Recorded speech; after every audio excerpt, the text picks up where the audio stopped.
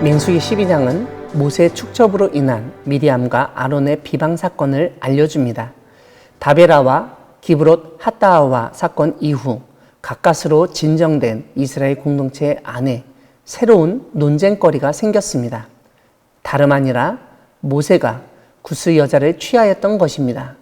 이 일로 인해 미리암과 아론이 모세를 비방했습니다. 특별히 이들은 여호와께서 모세와만 말씀하셨느냐, 우리와도 말씀하지 아니하셨느냐 고까지 말하면서 모세의 지도력과 권위까지도 문제 삼았습니다. 이런 상황에서 오늘 본문은 모세가 다른 사람들보다 온유했던 사람이었다고 설명하고 있습니다. 하나님은 모세를 비방하는 미리암과 아론의 말을 들으셨고 그래서 세 사람을 회막으로 부르셨습니다. 하나님은 너희 중에 선지자가 있으면 나 여호와가 환상으로 나를 그에게 알리기도 하고 꿈으로 그와 말하기도 하거니와 내 종 모세와는 그렇지 않다고 말씀하시면서 환상과 꿈이 아니라 대면하여 명백히 말씀하셨다는 점을 상기시킵니다. 무엇보다 하나님은 어찌하여 내 종 모세 비방하기를 두려워하지 아니하느냐고 말씀하시면서 미리암과 아론을 향하여 진노하셨습니다. 하나님의 진노는 심판으로 이어지곤 하는데 오늘 본문에서는 미리암이 나병에 걸려 눈과 같이 희어졌다고 설명합니다.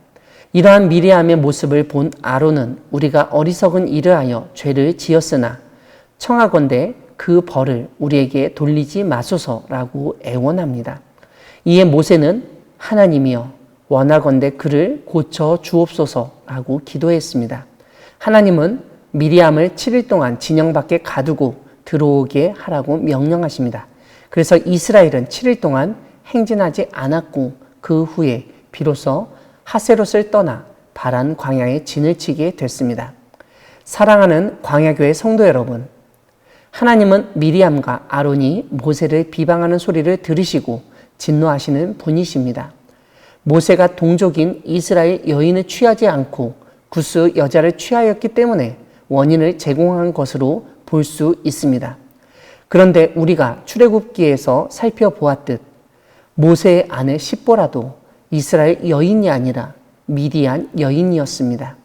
그러므로 미리암과 아론이 이방 여인을 취한 모세를 비방한 것은 개인의 문제와 가정사를 가지고 일부러 트집을 잡으려 했던 것으로 볼 수 있습니다.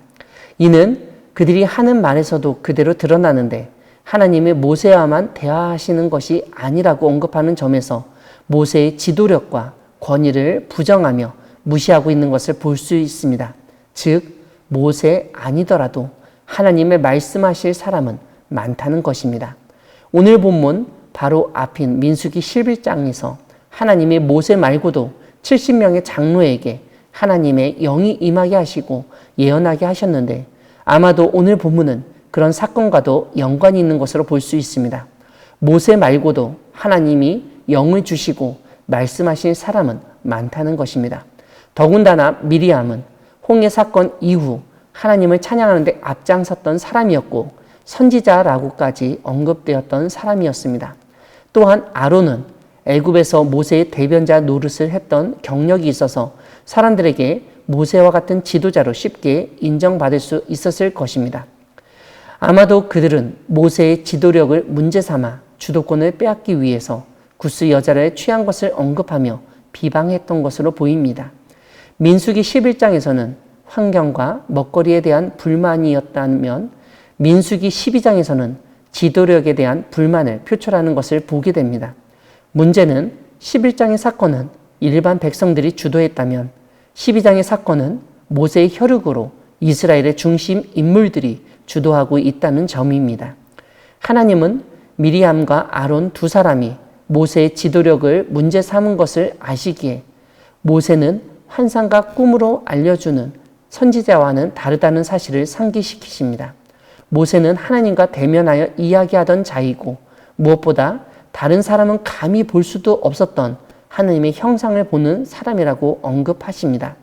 그런 모세를 하나님은 나의 종이라고 부르시면서 나의 종을 비방하는 것을 두려워하지 않느냐고 꾸짖으십니다. 오늘 이야기를 오늘날 하나님의 종이라고 생각하는 목회자에게 바로 적용하기는 어렵습니다. 다만 오늘날에도 목회자나 다른 사람의 지도력과 권위, 주도권을 빼앗으려 하는 경우들이 있는데 그러한 점에 대한 경고의 메시지로는 볼 수 있습니다. 일반 사람들과 능력 면에서 별 차이가 없다고 느껴지는 지도자라도 하나님이 세우신 것을 인정할 때 시기와 질투, 비방을 멈추게 될 것입니다. 이런 가운데 오늘 본문은 그런 생각을 가지고 있던 사람들에게 모세의 비범함을 알려주고 있는데 다른 모든 사람보다 온유하였다는 것입니다. 이런 점에서 우리는 어떤 사람의 잘못을 지적하고 비방하기보다는 그 사람의 장점을 찾고 칭찬하고 격려하는 것이 중요함을 깨닫게 됩니다. 누구보다 모세와 가까웠던 미리암과 아론의 비방 속에서 모세를 변호하셨던 하나님이 지금도 하나님의 편에서 올바른 일을 하다 다른 사람으로부터 억울하게 비방당하는 사람을 변호해 주시고 도와주십니다. 하나님의 종을 인정하시고 보호하시고 도와주시는 하나님을 믿으며 맡겨주신 일을 담대히 감당하는 우리 모두가 되기를 소망합니다. 아멘.